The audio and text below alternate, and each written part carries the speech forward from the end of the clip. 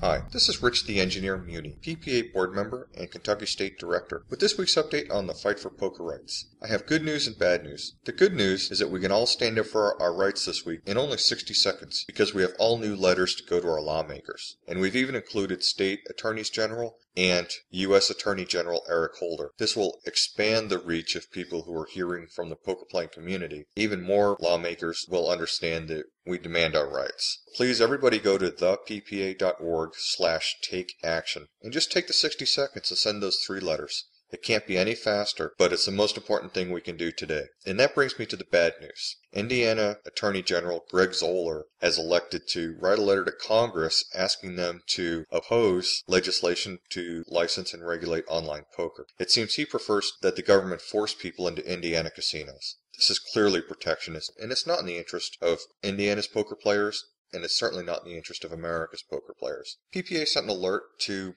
its membership in Indiana, and the members are responding in droves, letting Attorney General Zoller know that they demand their liberty. This is why it's important that we all send these new letters. Our attorneys general need to understand, before they get to a point where they're getting ready to send out a letter, that we demand our liberty. They all need to hear from us. Everybody, please visit theppa.org/takeaction and just ensure that your lawmakers know what you expect from them. They're your lawmakers. We elected them to represent us, and that's what their job is, so we need to hold them to that. If you'd like to tell Attorney General Zoller what you think, but are not an Indiana resident, you can Google Indiana Attorney General. The first link will have a lower link entitled Contact. Just go to that link and you'll find his email address. Go ahead and just send him a letter explaining what you think of the position and tie in any Indiana connections you may have. For example, maybe you visit there once a year, maybe you have some business there, maybe you live in a bordering state. Just put that information in there. Just share what this means to you. But most importantly, everybody has to send out the PPA letter. Everybody has to go to